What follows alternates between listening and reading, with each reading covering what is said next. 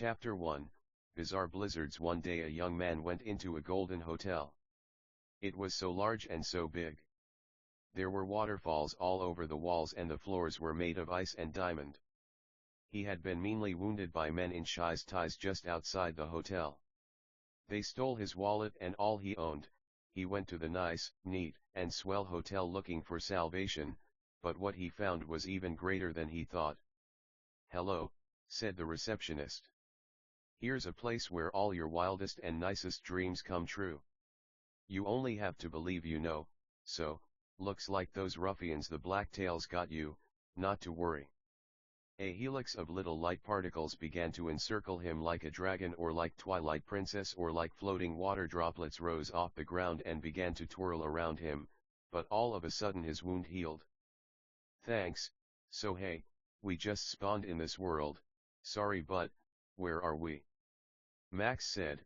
His name was Max by the by. Smiley face. "Max, you're in the Golden Hotel of Jesus Christ. These hotels were made by Jesus Christ to protect those who wish to do the right thing. You know how hard it is in the dark mirror after all." "The dark mirror, what's that? Is that the world we're in?" "Correct, Max. Also we know your name because we know you, Max. We dreamt you'd be here. In our dream we saw you'd make this world of dark a world of light. We'd be impressed, Max. Who you want to see in a Beijing? He can answer more of your questions than we can." "He's at the top floor." The receptionist Alex began to call Abeju and he answered. "Hello. Hello Abeju, it's Alex. Max is here." "Perfect. Please send our nice friend up to our room right away. Tell him Kamina and Simone are here, but he must hurry for there's not much time until the black and white siren stops time again." "Very good, sir, consider it already done." "Bye, Alex." "Goodbye Abeju." "Well, Max," Abeju said, "you can head up to his room. He's in room DS15. He said Kamina and Simone were there. We have no clue who that is, but he said you'd know." "Good luck, little man." "Thanks, Alex." "God bless, man, love you." "Thanks again." "God bless you too, little hero." Alex smiled warmly at Max. He said this with a soft excitement, like he knew this d be hard, like he knew everything. That man surely had the heart of God. The interior of the hotel was utterly golden, like soft and hard at the same time. It reminded Max of Hunter x Hunter, that one scene where Gon and Killua cut the lights off, or maybe like Grand Budapest Hotel. Max was surely and utterly discombobulated. Kamina and Simone. What like? Gurren Lagann. There wasn't time, surely we need to hurry, he thought to himself. Max was us, by the way, or like, you, or you, or you. Max walked over to the elevator in disbelief. His wounds healed. Memories began to pour into him like an overflowing half-earth. He could conjure floating small ice over his right hand, so he did, or fire, or miasma, or electricity, or bubbles, or crystals, prisms. He walked over to the elevator dressed in a white t-shirt and blue jeans. His appearance was handsome, he looked nice, he had a small but confident stature. He walked over stairs or like obstacles or like hurdles and pressed the elevator button. Eventually the elevator opened and he went to the top floor of the Golden Hotel. The hallway was normal with beautiful and pretty carpet, or like ice or like fire. It changed before his very eyes, or it might have never even happened, to the mean or like rude or like impolite, that is.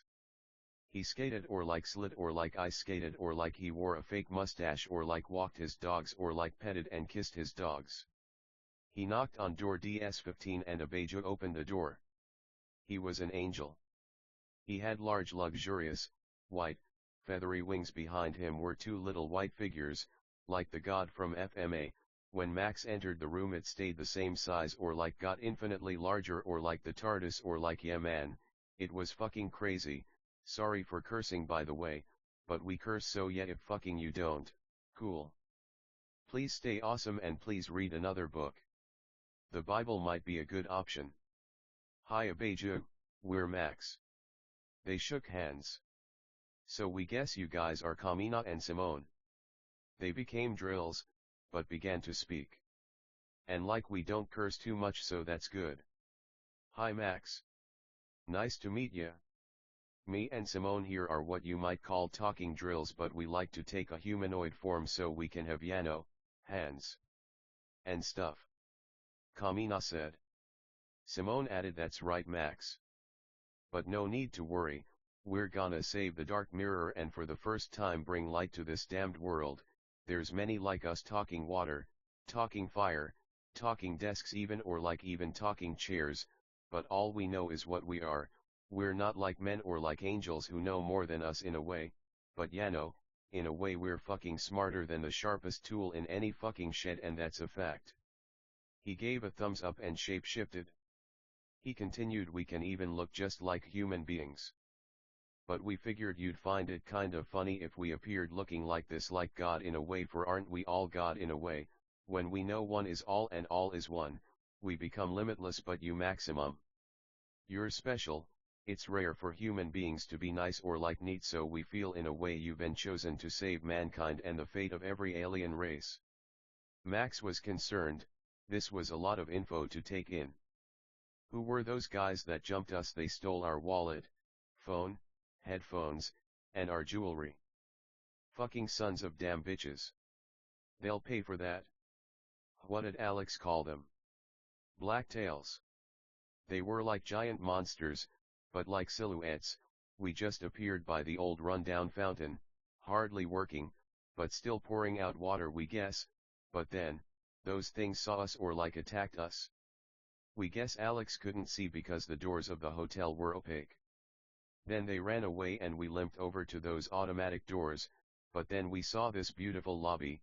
Was there a ceiling? Things are so hard to remember sometimes. Alex, was he one of these alien guys?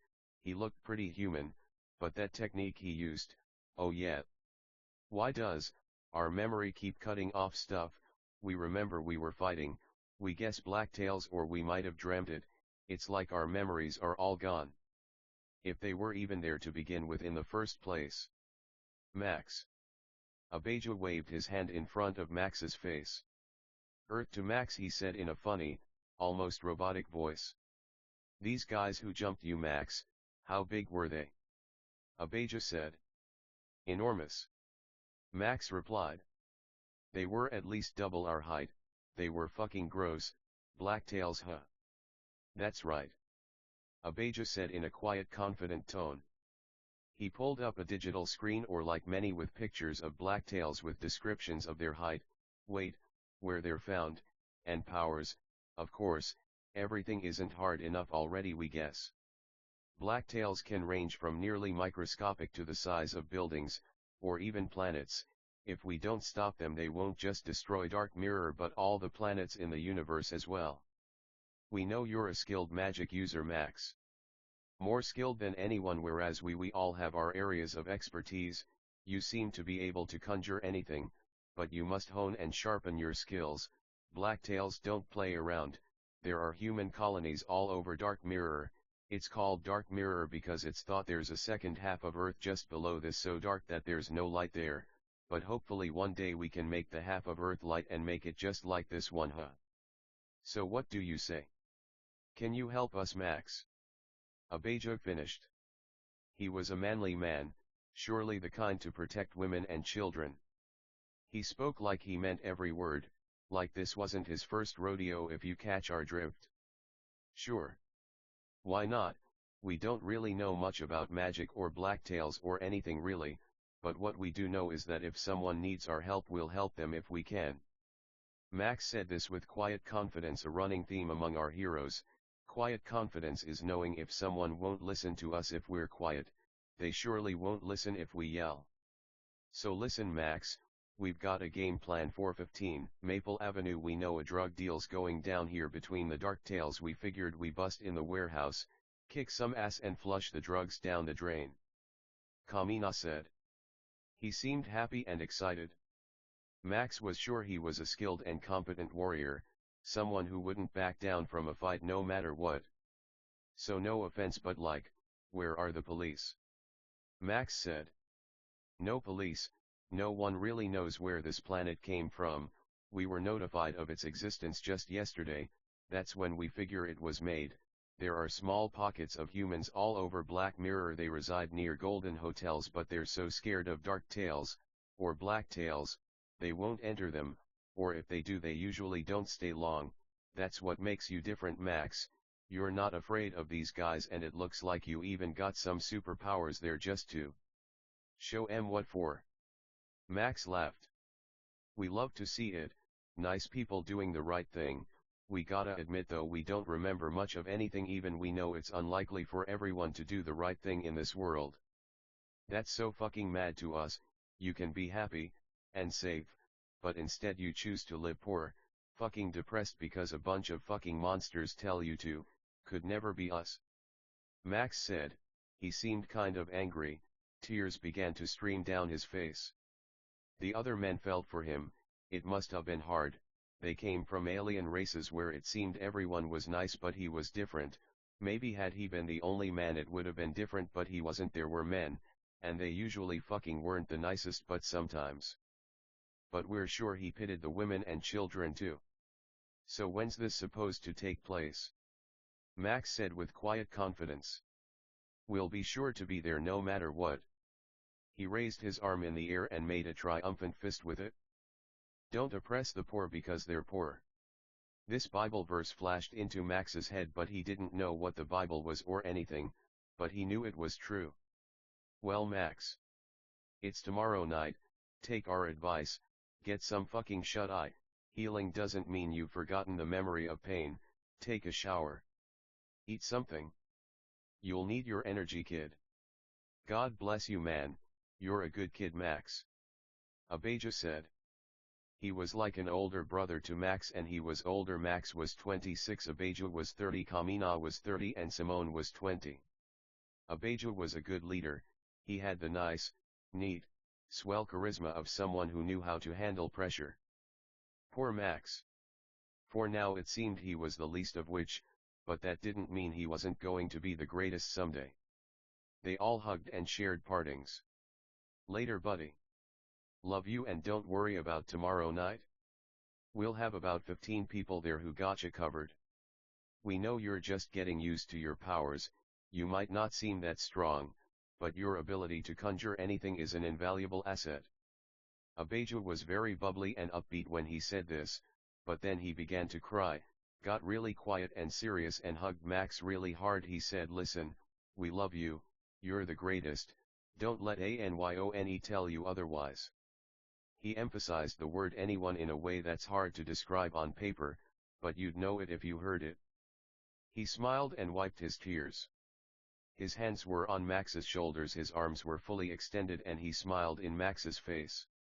Max was only 5 feet 6 inches, Abijah was 5'10" with a blonde bowl cut. A slim cut, but built, and a lean but muscly figure. Kamina was olive-skinned with black gelled hair and a similar build to Abijah, but Simone was at least 6'1" and really skinny. Max was thin. He loved food and always thought it'd be funny if he had a little bit of a beer gut, but the problem was he just didn't drink. Max smiled back at Abijah. Love you, man. Thanks for those encouraging words. We might not remember who we are, but we know who we're going to be. Someone who loves his friends like you guys. Abijah, Kamina, Simone, and hopefully someone who will flip this mirror into a world of light and happiness where everyone can be accepted for who they are regardless of their race, height, weight, gender, or sexual orientation. That's what we fucking like to hear. Everyone said in unison. Listen, we know when things get hard in this world you wanna. Kamina made a motion of his thumb going across his neck. Let me tell you, man. Life is about your ass handed to you until you memorize what the fuck it looks like. Then kicking other people's asses until they don't have any damn ass left. Love you and God bless. He had a quiet confidence. Max cried. Right, he said and nodded quickly once, his voice broke. We're all counting on you, Max, so don't let us down. If you need anything, remember we're here, but please don't, 'cause I'm kinda tired. He laughed. He was like a chibi anime with a huge sweat drop. Duh. Well, love you guys, see you later. Max smiled with his tongue out and a peace sign. His eyes were completely closed, then he vanished. Well guys, let's hope for the best, huh? The remaining members of team all said. They were chibi or vanished or slept or played video games or trained outside. Remember, like Ellen White said, guys, it's open-ended for a reason. God made another floor on top of Golden Hotel for Max. There was no elevator to it or no other way to it but just teleporting in or going through a window, but there was a door to the roof. The suite was huge. It had little stairs that boxed the area that lead to a lower floor about a foot down. It had a huge luxurious bed with fine sheets and super soft sheets and blankets with high thread counts. It had a fridge in a wooden wall that blended in seamlessly with lots of food and drinks. It had a personal pool and hot tub with tons of video games and a high-tech desktop with a water-powered build with rainbow lights. There were huge red curtains that elegantly folded into themselves that tied at the middle. The floorboards were polished wood that looked kind of burnt in places. Max was near where a door would be and he walked over to his bed and sat on it. Tomorrow night, huh? We hope we'll be able to help. We can barely produce any puffs of fire or splashes of water. We might just have to watch, or like conjure someone a sandwich or something. Max began to cry. He cried all the time. He turned the TV on and started watching Dragon Ball. He saw how Goku said, "Oh man, it's not like we can fly or anything," he cried. "Goku," he thought humorously and a little disheartedly, "how far you came, friend. You can do anything if you set your mind to it. You were flying in DBZ, so we just have to be patient and take our time with stuff. We're like you, Goku, we don't feel so strong now, but one day we will." Max chose Dragon Ball because it had the scene in the beginning of the first episode. Contradictions contradict, friends. How does Max know Dragon Ball if he doesn't have any memories?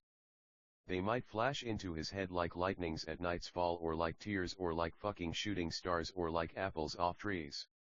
Wind by Naruto is a good song.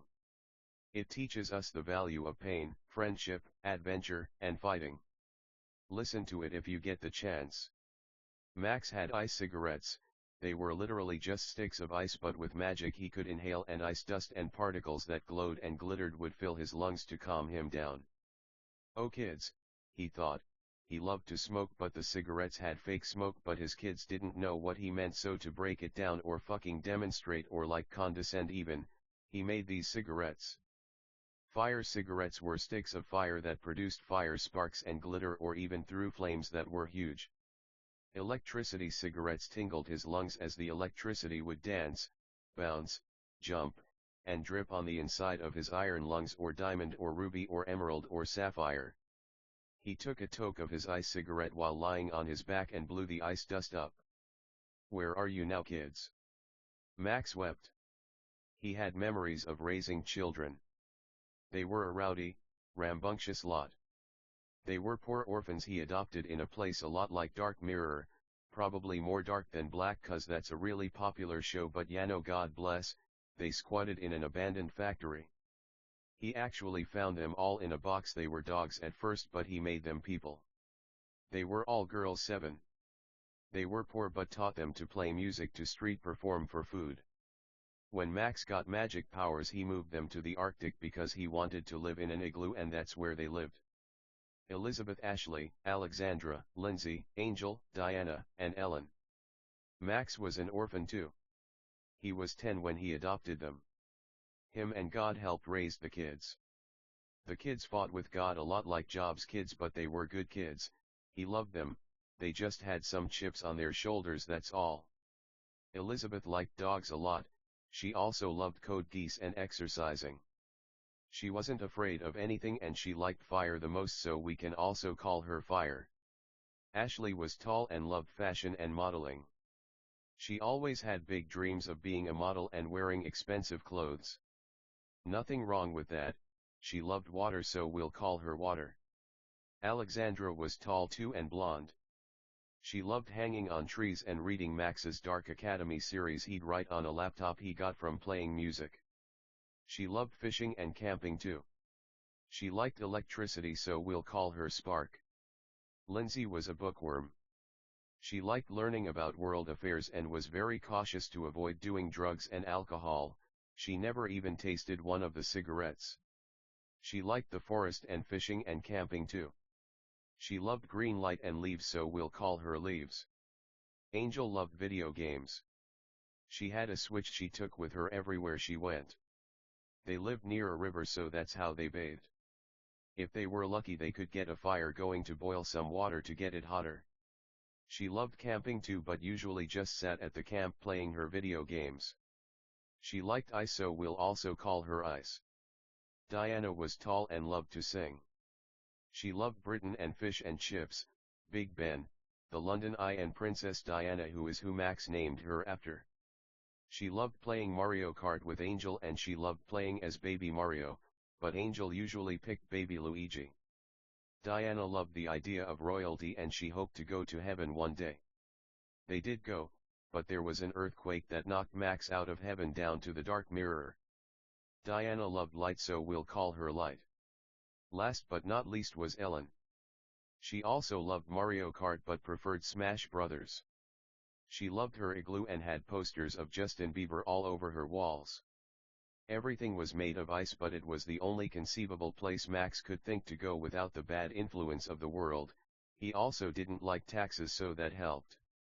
Ellen conjured little icebergs and Mario characters no bigger than a thumb for Max and her sisters. Max kept them in a glass case in his room. Max was single. He felt like he didn't have time to date with all his children. Ellen loved shadows, so we can call her Ultraviolet, Blacklight, Shadow, Moon, or something like that. Max laid on the bed and looked up at the ceiling about 20 feet above him. He had white sock on, blue jeans, a white t-shirt, and as he took another toke of his ice cigarette he thought about what Kamina said. We're all inanimate objects who kind of came to life. No need to look at the beginning of the book, he said something like that. Maybe Max dreamt it, or the conversation was longer than we thought, who knows, man. Anyway, back to our regularly scheduled programming. Max took another hit of his ice cigarette. As he looked at the snowflakes in front of his face, the background blurred and he focused on the individual snowflakes. Some were spider webs. Some were spirals. Some were dragons or like Ouroboroses, some were horses or like ducks. Kids, we don't know how Maxie ended up here, but we know he'll get home one day. Max didn't like to be called dad like a modern Atticus Finch. He knew God was the only true father. Max picked up a book next to him. The Fault in Our Stars. He loved this book a lot. He read it to his kids. It's a heartbreaking tale about love, tragedy, and the value of strength and living without someone we love. He read the first chapter, noting the excellent vernacular, nice imagery, and interesting characters. The only difference was this was a fake story and that was real life. No, just kidding, we just love John Green. It's hard to know the difference between the real and the fake sometimes. Max began doing push-ups. He had a cross necklace and would blow fire at the fireproof wooden glossy panels. They were already burned anyway. Max could conjure about 20 feet of 3-inch fire. This was true of all his elements. Apparently aliens could conjure planet-sized fireballs. Max had a long way to go if he was going to save the Dark Mirror. But maybe there was a black silhouette half Earth under Earth, like two spoons touching, like these silhouette black tails. He might be able to make this place a utopia, with golden hotels, or like Ponyo, or like water, or like light, or like water, or like light. Kids, what did Maxie always tell ya, huh? Anything's possible with God. Max considered what his friends said. Get some sleep. We got an uphill battle tomorrow night, huh? Sorry guys, we'll have to sleep when the sun's out. Max thought with a quiet smile. His head was tilted down. He smoked his ice cigarette, then disappeared. Max was in a steel-walled gymnasium with glossy wooden panels, skinny, burned. Max was the greatest, but he remembered it all. People in heaven. He didn't remember any talking chains, no offense. He was attacked by blacktails and lost most of his ability to conjure great big firestorms, and instead was left with little fire strands or ropes. Max had a mansion with his kids in heaven. Sure, there wasn't ice, but at least there weren't taxes. He remember being at home one day with his dogs when suddenly there was an earthquake that knocked him off his hammock or like bed its open-ended Yano. His cigarette fell out his mouth and the sky turned blood red and dripped blood like rain.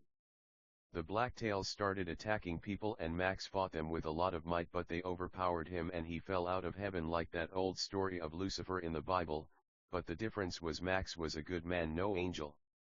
So like Mario in Super Mario Galaxy, he fell away and well, we know the rest of the story.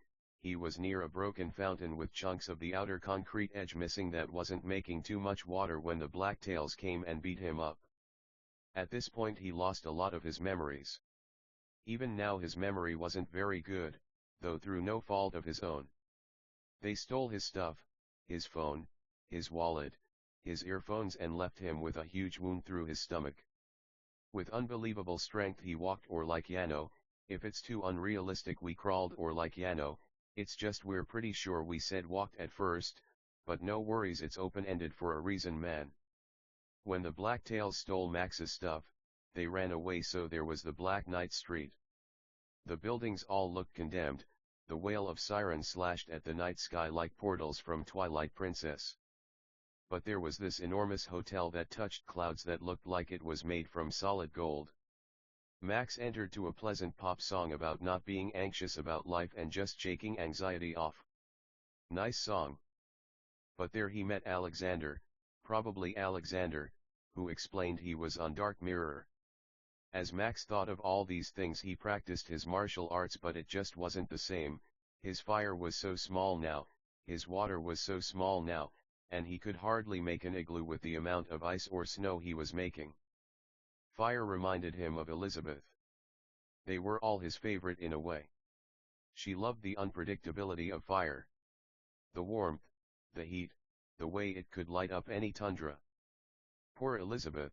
Even now Max wished Elizabeth could hear him so she could know everything would be okay in the end. How can we not talk about family when family's all that we got? God bless Wiz. Elizabeth, it'd be selfish not to think of her. We're not the best, it's just sometimes we get scared. Wicked people might ask why 7 girls, why not boys? As stupid as the wicked act, it's strange they could even think of this question. Well, we wanted girls. We felt like it's what we wanted, though we love men too. It's not that complicated at all. We might like girls more than boys, probably that's it. We always have, just makes us happier, we guess. Max's backstory is a little complicated. Max was also just a simple dog. But God raised him. The problem was God was poor too, no one knew he was God. Max was taught music and the hardships and difficulties of life. Max named Elizabeth after Queen Elizabeth II, for she loved the Queen a lot. Sometimes things might not always make sense, but that doesn't mean we shouldn't say it. In fact, it's the complete opposite. If we said things that always made sense, how boring would that be? Max listened to Nightmare by Halsey while training. It's a really nice song about the tragedies of what society expects us to be and how if we break out of their mold we might make a self-empowered, self-loving anthem to our tragic, but beautiful life. Max loved to use chains to fight with little hooks at the end like the hookshot from Zelda. His chains were only 20 feet long now and very small, but he made work on his little punching bags, piercing them, but letting the sands spill out almost like the sands of time that give us so much anxiety. Ice pellets flew fast enough to dig wounds, but not fast enough to go all the way through a target. Rocks were the same way, pebbles now, but no boulders. Fire was now thin and wasn't exactly cooking a steak or Wagyu anytime soon. Water might make someone feel like they're drowning, so it surely wasn't a pool. Max continued with fire, water, ice, rocks, chains, and the like for many hours. He was sweaty. He was kind of fat if you want to see it that way. Open rebukes nicer than hidden love, no offense, honestly, but Hollywood changes how these characters look so much anyway. We start to begin to wonder if it really matters. We could see Max as a little fat man, black, Mexican, Indian, whatever you want, man, you're cool. He could have average arms, for real strength is God, magic, anime, and all that stuff you hear on the internet, but working out is surely good. it just is about health we guess, but magic lets us love all kinds of bodies. God bless Halsey and Colors, a nice and wonderful song about the tragedy of unrequited love and how we can love ourselves by learning from past mistakes to find better lovers and better futures. Max's earpods disappeared. Max began to shower in his hotel suite. He felt it wasn't cool enough, but he didn't have a choice, but he was grateful in a way. If this was old Max, he'd make a waterfall hot like a shower, or like go like that. While Max could still teleport, he couldn't affect such a great body of water anymore, so the waterfall would still be cold. He could transport to a hot spring, but he liked and loved showers a lot. Max liked and loved to sing in the shower and dance. He would listen to Taylor Swift. Panic. At the disco, rap, didn't matter to him, he just loved life a lot. The water was cleansing, hot and gentle, like a hug from God, or like joy, or like joy, or like. Max loved to repeat himself. It seemed some human beings just didn't listen. The shower was hot and steamy, not like, in a fucking weird way or anything.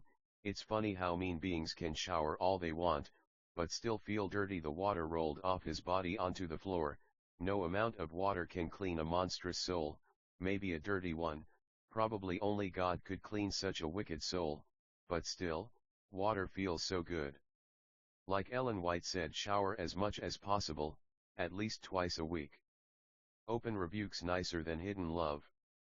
Some fuckers out there might hear it and mock it, but just know showers were different back then compared to how they are now. He liked making his hair straight from water, for it was usually curly, right? What you know, right? He smiled. In a way, this was his internal dialogue. God bless Michael Scarn. He might even be the one writing this book. Water cleanses, water. Ashley was water. She'd like to become little puddle and just sleep all day, immune to cold, immune to not eating fish. Max loved Ashley a lot. She always had a chip on her shoulder comparing herself to her sisters. He loved them all equally. Ashley felt too tall sometimes. They were all married too. Max stayed single though, too much to do, but there wasn't marriage in heaven. You gotta understand, Max was just a father figure to the girls. It wasn't like that. Why, they were pups of the same litter, if you wanna see it like that. Lots of this is metaphor, so yeah. Anyway, fucking, the water ran down Max's body, but cleaned his soul as well. Nothing felt better than a nice hot shower, and Max knew that. He could stay in there forever, but it's hard to put ice or snow in hot water. Max stepped out the shower filled with joy, but optimism as well. The floor under his feet was upside down and kept flipping over until it knew it existed. Chains flew across the universes in his mind slowly, but like lightning too. Nolus, a word Max made, a secret like his heart. Kidding, it means lightning. Max could flip his bathroom upside down as many times as he wants, but his rosary will keep falling onto his own shoulders. Fucking spin it one way, spin it the other. That's how he was. Infinite chains are a ladder in an ether we keep flipping or spinning, or like twirling or like swirling. All good is from God, so God bless God for thinking of this, not us, but in a way us for sure, 'cause God's way smarter than this. Max put on his boxers, basketball shorts, and a tank top. He laid on his bed and watched Inuyasha until he started playing Desire of Ages by Ellen White. He listened to it every night. It was 1 a.m, fucking humiliating. He thought he'd be up for way longer, but it's cool. Even better, he hated staying up, though he loved nighttime. Max woke up at 8 a.m. He had a digital alarm clock next to him, black with green numbers. It was 8 a.m. exactly. He blinked several times, trying to digest how grateful he was to see the day's light again. Light. Diana. Diana had a good husband. Max loved him a lot. He was a nice and successful man, a businessman, stocks and that. He wasn't the nicest though. None of their husbands were, so Max always had some resentment toward them for that. Diana loved light. She said dogs can only dance in the light, for without the light, what dog could dance? She loved to picture dogs dancing. She loved Chinese food, Dahakat, Agara Hills, and breaking her dad's heart. She had a chip on her shoulder like her sisters. She lied too much, Like chains flying across a universal white ether, she seemed to just go on autopilot sometimes, just going through the motions of life without stopping to think about how grateful she should be. She loved to dance, a silly girl. Daddy's little heartbreaker. Honestly, she got it from her dad, he was cold like her. Max thought of going to a store like Walmart and thought how funny it'd be to have a Walmart in his book, but he remembered, there were no Walmarts here. The golden hotels were safe havens made by God to help the oppressed, but they only ever went in sometimes, so aliens usually would inhabit them so they wouldn't be empty. Max teleported to what he thought a store might be on Dark Mirror, and what he saw was a bunch of rotten, nasty, mean, rude, and disgusting food with black tails everywhere. The clothes were rotted, there was dirt and filth everywhere. He thought this might happen, so he really came to practice his combat skills before the fight tonight. It was 8:50 a.m. Light was seen from the Golden Hotel, but Dark Mirror was consumed by a perpetual night. There were some lights in everywhere just so the blacktails could see how ugly they were, but that's it. Max sent some shotgun shots, sound barrier piercing supersonic waves made of negative ether, light and fire. Fucking, they seemed like they were in pain, but they could stretch out their arms very far like knives, so Max had to be careful or he might end up on a platter. Max liked to carry a little bottle of highly explosive and volatile bubble soap with a bubble wand for good measure. Tiny but effective. Not like the planets he blew in heaven, but he had to try. He got really close to a giant blacktail and blew the bubbles in its face and teleported away before they could pop or blow up. It was a small explosion, but it surely did some damage.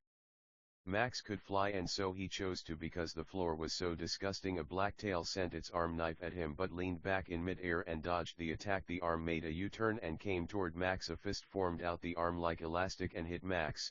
He was winded, he didn't know how to dodge the second attack, so he just fell to the floor. It was covered in disgusting sludge and filth. It's hard to explain, it was surely damn disgusting in this store. Max wanted to subdue a dark tail before he left. He sent a water spear through one and it became like sludge, whereas they usually looked like a black light or like a hologram. Max almost wanted to wake up from a bad dream, but he knew this was no dream. Blacklight. Ellen. Now it's not that Ellen was particularly a fan of blacklight but shadows. She was fascinated by darkness and loved Shikamaru from Naruto. Shadow-type Pokemon and ghost types. She loved Pokemon Legends, Arceus. She was a silly girl who surely loved lasagna so much. Max loved her a lot, but she had a chip on her shoulder. About how she told her kids Max wasn't as good a person as he was, but she loved Max more than anyone. She'd even sin and love Max more than God, but Max knew even in those moments she was still a good person. It might not have been a sin necessarily, but it could surely prevent some happiness from shining in the clouds of the eyelids of the transparent white clouds, blue skies. Anime Ellen lays on the ground and wakes up under a tree and blinks her eyes to see Max smiling over her. When we blink a lot, we open the possibilities of raising children, feeling ground under our feet, and feeling the warm hug of a loved one, face to face, and heart to heart. Ellen loved chess and was a nice, cute, bubbly girl. Max loved her a lot. Max remembered when he fell out of heaven how he reached for kids. They held each other at the ankles like a human chain and reached out to grab him, but as the chunks of ground fell out of heaven, Max fell out too. He fell like lightning onto the dark mirror. The semi-sphere waterfalling Earth that floated in the middle of outer space. Other lightning bolts fell to heaven, but Max didn't know who they were.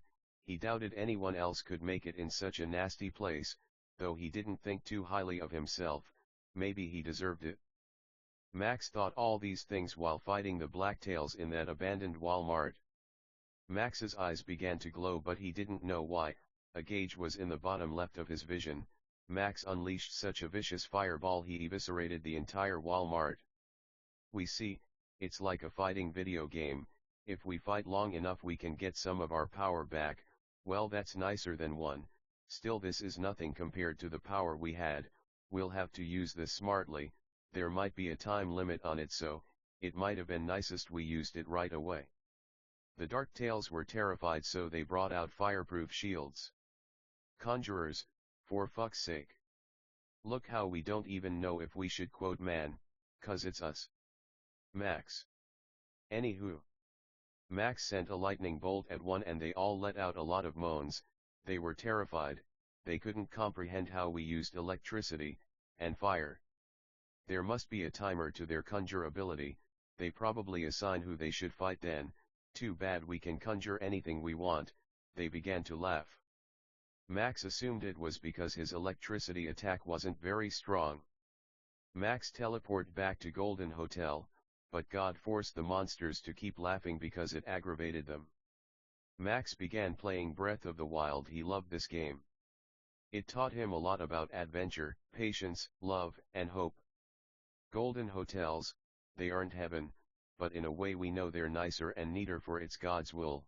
We just wish we knew this happened, but life comes with its fair share of difficulties. Dark tales, giant, seemingly smart beings who live to only hurt and destroy good things, sounds a lot like the wicked, but even so, we know the wicked went to hell where they turned to ash, or they might not have, but no, these aren't human beings, they're just monsters. They seem to be able to conjure power-deflecting items to fight the aliens, but, with our power to conjure any power, we don't know if it'll be so effective. Pain, those things look like they're in pain. They give on groans, moans, like zombies. Quotes are funny, haha, God bless em. A fashion alien came up to Max by the pool. A walking shirt. Hi Max. We figured you were kinda lonely, so we thought we'd say hi. Our name's Eliza, we love music, dancing, ellipses, dyeing our hair, and of course, fashion. Nice woman. She looked so pretty, like a human being, but her true form was a shirt. These are our friends Max. Max introduced himself, a pair of pants, nice man. Ironed and all of dat. Jason was a jacket. Lacey was a hairband, hard covered in cloth, that kind. She looked nice. Honestly, we wish we were a hairband, we bet she makes hair look great. Eliza was a ponytail. And Joy was a pair of Ray-Bans. They were regular sized, but they knew what Max was thinking and became huge. Then small. Lovely human beings. Max began to cry, they felt for him. Max was so happy whenever anyone did the right thing. They all hugged. Joy said, we're not really fighters, though we know how to fight, we specialize in repairing clothes if you wanna see it that way, no offense, making armor, and making clothes enhance with magic powers. That's cool, Joy. Well, hey, do you guys think you could make me the magic armor from Twilight Princess, also the Zora suit from that game? Please. Max said. Sure. Jason replied. He continued. We really admire what you're doing, Max, you're like Ong Man, but like with everything ever, isn't that such a good show? It really was. It really is. We love Avatar, the live action is to die for. Who's your favorite character, man? Max replied. Jason said Sokka, he's so dumb, but he's so fun, ya know. We love him. He really could make or break the whole show. Max knew in that moment these were the realiest beings this side of a golden hotel. So true, Jason. Look, no offense, but no one looks like a human in heaven, right? Max asked earnestly, kindly, nicely, and neatly. Right? God does, but there were some humans, but they also fell down here to the dark mirror, though they look like holograms, but we don't know how come that came to be. Max wept. He hugged them and teleported onto the roof of the Golden Hotel. There was a diving board and a pool on the floor. He was in the cumulus strata state.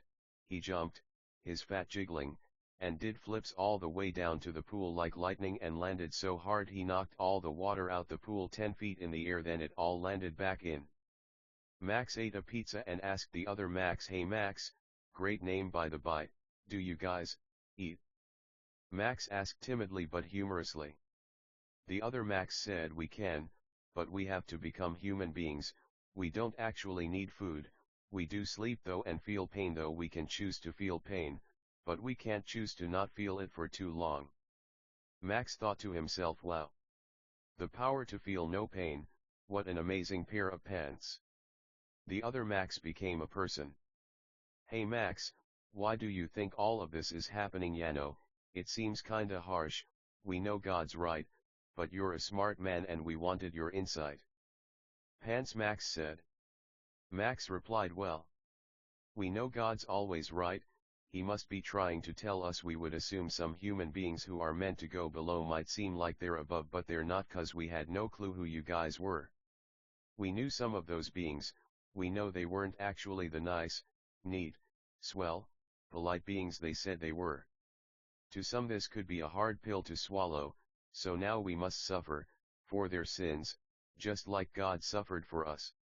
The clothes were impressed to say the least. They swam in the heated pool indoors until they teleport out pool and all, and it began to snow. Runaway by Aurora played. To this day, this is one of Max's favorite memories, swimming with those clothes, kinda like a huge washing machine. No matter how hard life gets, we always have our friends and family. Eventually, they got out, dried off, laughed some and teleport out. It was 3 p.m. Max went to a dojo where he met some talking swords. It reminded him of Ranma or like Kaze no Stigma or like our on high school host club. Max put on kendoji, kendo, clothes and bowed to the swords. Apparently they're wooden swords as children but become steel when they're older. The swords became human beings and began sparring with Max using wooden swords. They fought intensely. Max's large weight didn't make him sluggish or slow at all, though sometimes he wished he was skinnier. He just thought it was humorous, that's why he looked like that. They were expert sword users. The kendo masters had much to teach Max of stance, power, control, and how learning the sword was like learning God, for God was also a sword, or like pants, or like shirts, or like socks, or like fire, or like water. Fire, poor Elizabeth. She always had a hard time listening to Max in school. Max taught his kids with God, he homeschooled them. She liked to make mean, rude jokes with her sisters. During these times she lost her powers and often became rude, nasty, and even unbearable. Max loved her all the same. He knew when she came around they were honest conversions. Water. Ashley was even meaner than Elizabeth. She had a really mean, rude, impolite, and bad temper, and sometimes was arrogant and narcissistic. She could be a bad influence on these clothes human beings. She was a nice, neat girl, but lacked proper discipline and true love. Max still missed his kids. It was for the best this happened. If it didn't, he didn't know if his kids would ever open their eyes to the severity of sin. Not to say they couldn't make it to heaven, but just today they could be infinitely better. The sword fighters were building up a sweat. We wrote this like, no helmets, then we were like no helmets, but now we're like, helmets like halfway through or like something like that.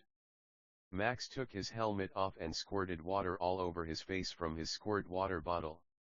Andrew walked up to Max and placed his right hand on his right shoulder. Max sat looking at the backyard on the wooden floor with his feet on grass while Andrew stood up. Max, you did a really nice job. Your skills are to be envied surely. Keep up that way, son, and you'll be a master. We don't want to say in no time this road's difficult and filled with pain, hardships, and the difficulty of being a real samurai. Andrew said. Thanks, Master Andrew, that means a lot, sir. Andrew was at least 200 years old, Jack was 23, and John was 16. Jack and John were Andrew's sons, though we knew what this actually meant. God made all these beings for there's no sex. The backyard was beautiful. It looked like the backyard from Ranma. There was a giant pool, nice green cut grass. There was a koi pond.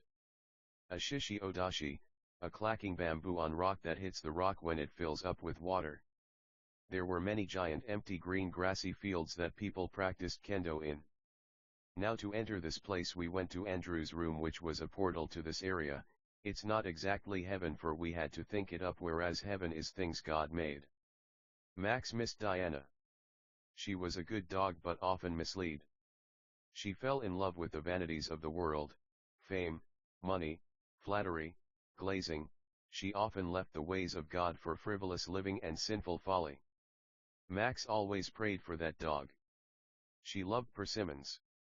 She could grow the sweetest persimmons and Max loved eating them and she loved eating his apples. She made sweet tangerines, oranges, orange juice, grapes, blueberries, honeydew. She loved walking barefoot on grass. She loved stepping on apples to make apple sauce and apple juice. She was a nice, loving, and kind girl. Max prayed for her. Max also thought of Elizabeth, how much she loved Unravel 2, a video game about two yarn guys, though they never finished it. She loved Britain and spaghetti with lots of cheese. Smart girl, she also loved cheesy garlic bread.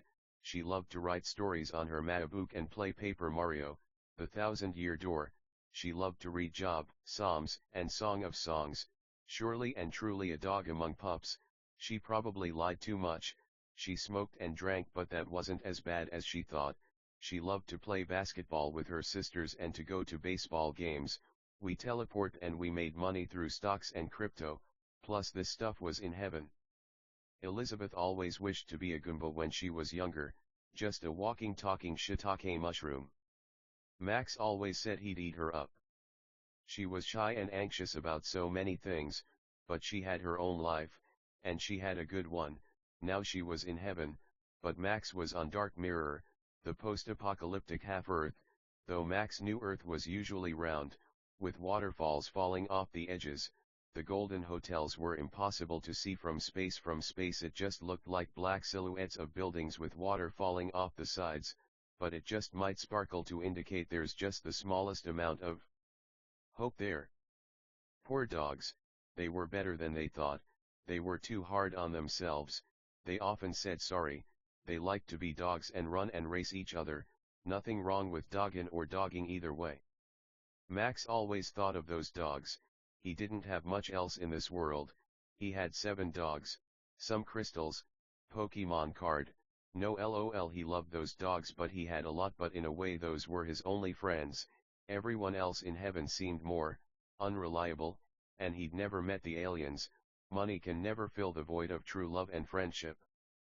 Max missed heaven, playing Quidditch, playing with dogs, hoverboarding, but now he was still in heaven in a way, but a crueler heaven, an uglier one. Poor dogs, a phrase Max said often, never giving themselves enough credit. Elizabeth, Ashley, Alexandra, Lindsay, Angel, Diana, and Ellen, the 7 dogs of Max's heart, one for every day of the week. Poor doggies, they always tried their best. Meanies denounced them so much, calling them goody two-shoes or whatever that means.